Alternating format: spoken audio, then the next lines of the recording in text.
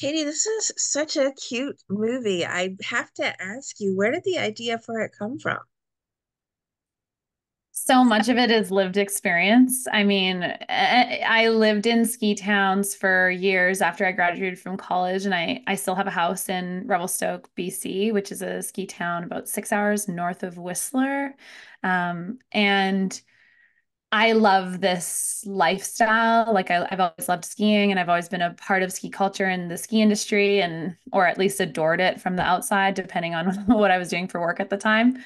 But so many elements of it was based off of those early years in my early or those years in my early 20s where my three girlfriends from college and I moved out here to Revelstoke and skied all day and partied at night and rolled our shins out on frozen bottles of vodka that we had in our freezers, and we were just like troublemakers and had too much fun, more fun than we needed to. And there was a certain like, yeah, there was just like there was a real ethos of celebrating that kind of simple life that I fell in love with. And so much of that, I think, is what came through in Weak Layers.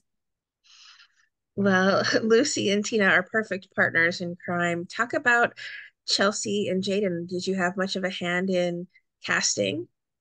I did. I did.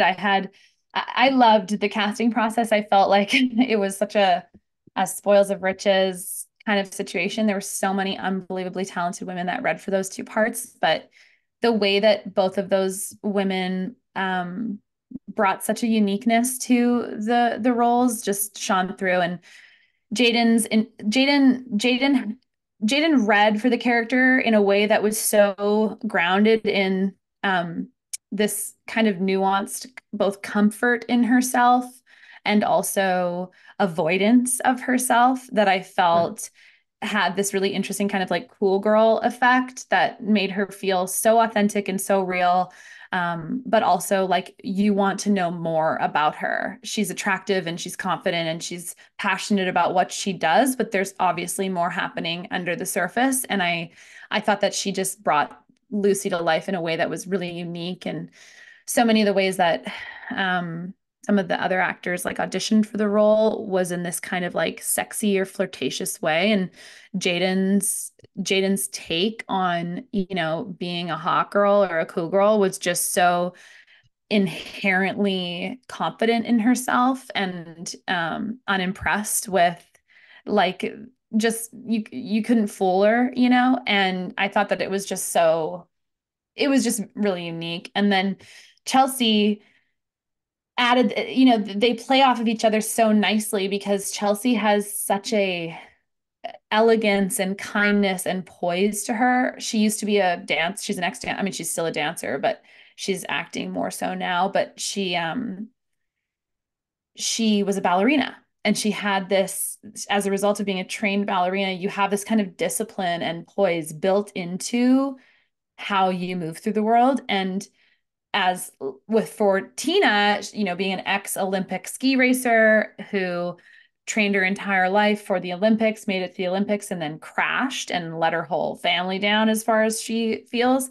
It's it's like this weight on her shoulders. And I feel like the parallels that she drew to being a ballerina and also being this failed athlete for the interpretation of Chelsea's character had this like you could just feel this discipline in her and the way she carried herself. And then I will also say, like, she could really relate to this element of this is Tina's first year of having fun. This is her first time to just have a good time. And Chelsea in her own life, like letting herself go and be free and release dancing from, so much of what she had been so focused on for so long, she could really like pull that out where it's like you still love it and you will always love it, but you need to move on because it's not good Right. for you anymore.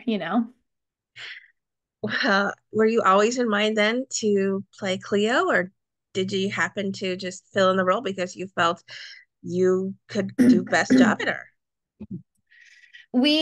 So as Andrew and I were writing it, and Jared Drake and Steven Sagar producers were looking at it, we kind of were like joking almost like you got to play Cleo. Like you're our Cleo. You're our Cleo, you know? And as I was writing it, I was feeling so much of my own personality, um, and like semi-autobiographical elements coming out as we were writing her and pulling her together, that when we got into the casting process, we had a conversation around is this what's best for the movie? Is that, I don't need to have my ego involved here. Like, is this what's best for the movie and the story? And because there were so many deeply personal elements to it, the producers and I decided that I should go for it. And I was definitely out of my league in a lot of things, but I I figured that if it really scared me, that it meant I should go for it. And so I did a ton of prep because I knew that I was going to be directing as well, but I was going to have help on set with the some of the directing. And so I just did like a ton of prep, and I actually reached out to my high school drama teacher and was like, I just adored him, and he helped me get ready for being really comfortable in that role.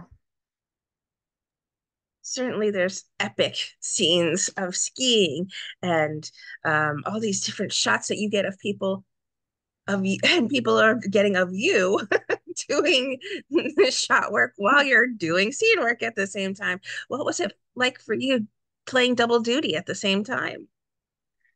I was really fortunate to have an incredibly supportive team and a really collaborative team. And I mean, I was able to ask questions to other producers, and Colleen Gentman, my like right hand woman, was on monitor, and she was really aware of what I wanted out of everything, so she could give me feedback really specifically as we were kind of going, excuse me. And Jared was able to give me notes as needed, and Andrew was there, acting as sort of an ad hoc script supervisor and producer. And um because he and I had spent so much time in the script prior to being on camera, I could like turn to him and be like, is this working? Is this what we wanted? And I remember this one scene where Cleo kind of makes her speech before she shows her Vidiots movie. And Andrew came and grabbed me and just hugged me. And he was like, I was like moved to tears there. And whenever it like landed for Andrew, I knew that what he had imagined on the page was really coming to life. And so I felt like he was such a strong like sounding board for me on set as well. And so having all of those people surrounding me and having such a supportive DP who I was Ryan DeFranco, who I did so much prep with, I felt like when we were actually on set, the directing of it was very collaborative, and it was really like a team effort. And I didn't feel like I had to single-handedly manage set. I could Yeah. really lean on others in that process.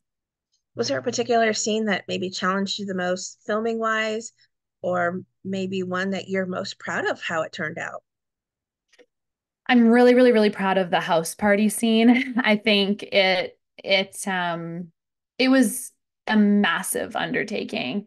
And we had Sig, one of our producers, reach out to a contractor friend of his, Mark Hendy, who asked his client if we could what he thought about us skiing inside of his house in the middle of a renovation, and he went for it. So we were able to, lay tarps down and bring in snow and ski inside of this couple's house in the middle of this while they're in the middle of this gut. And then like the construction crews showed up on the Monday while we were shooting pickups, like, and the other scenes that happened during the day, and like started like pulling the walls down. And the house probably looks completely different than it did when we were filming inside of it. But there were like 100 extras on that shoot.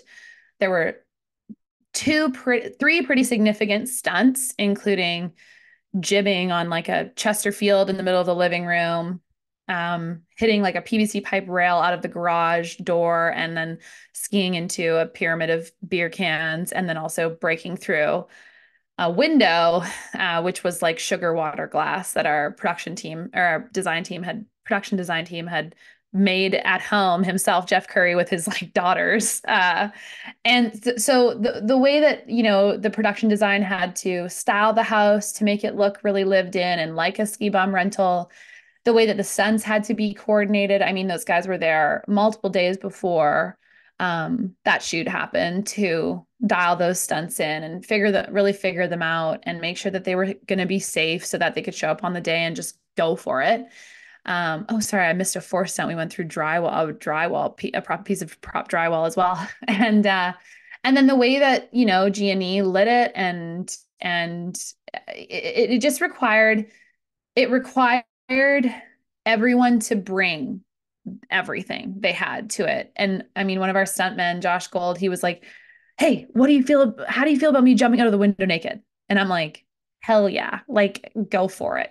So it just felt like that whole scene, everyone was so excited to bring their own individual ideas and energy to the set and to that shoot. And it ended up turning out crazier than I could have imagined and just so much fun. And I think it was because people were having a lot of fun being really creative. And it was definitely not, I mean, it was an overnight. We finished at 6 o'clock in the morning. We were like drinking beers at 6 o'clock in the morning, like celebrating it. And I was like, this is so weird. Like it's Friday beers at 6 a.m. But yeah, it was really, really, really exciting and to watch it come together from such team effort. What do you hope lingers with audiences that watch Week Layers? I think Weak Layers is ultimately like a good times movie. I think it's really just it's meant to entertain, it's light, it's fun. But I think at its central message is sort of around the personal growth story of Cleo, who has been afraid to pursue her wildest dreams for so long, for fear of failure, and has been avoiding herself as a result. And I think that in this story of her finally, coming to that pressure point in her life where she gets out of her own way and goes for it, there's a real kind of power in that, or empowerment in that, pursuing something you really care about, no matter what happens, because you have one shot at life, and you might as well go for it. And then I also think the fact that this is a buddy comedy with, women at the center without it being a big deal about it being women at the center, that's just what it is. And it's not a statement. It's just women can lead an ensemble comedy cast and have fun with it. And that be the end of the end of the conversation. I hope that people sort of recognize the changes that are happening there as well. Such a movie that makes me remember Better Off Dead. It kind of, reminiscent of those ski comedies from the 80s. I thought it was super funny as well. What's next for you, Katie? Have you been busy working on any new projects? I have been. I'm working on three new screenplays. One is finished. I wrote it with Evan Jonikite, who's my writing partner. He also played Gabe in Weak Layers, and he and I wrote a coming of age story about a young girl who spends a summer in France. And I'm also working on a couple other ensemble comedies in the sports world, ice hockey, and another. And I hope that, as this movie kind of comes out and people see my style and what I can kind of bring, that I get the chance to act and direct and write and work on other projects like this and continue to sort of develop my skill sets.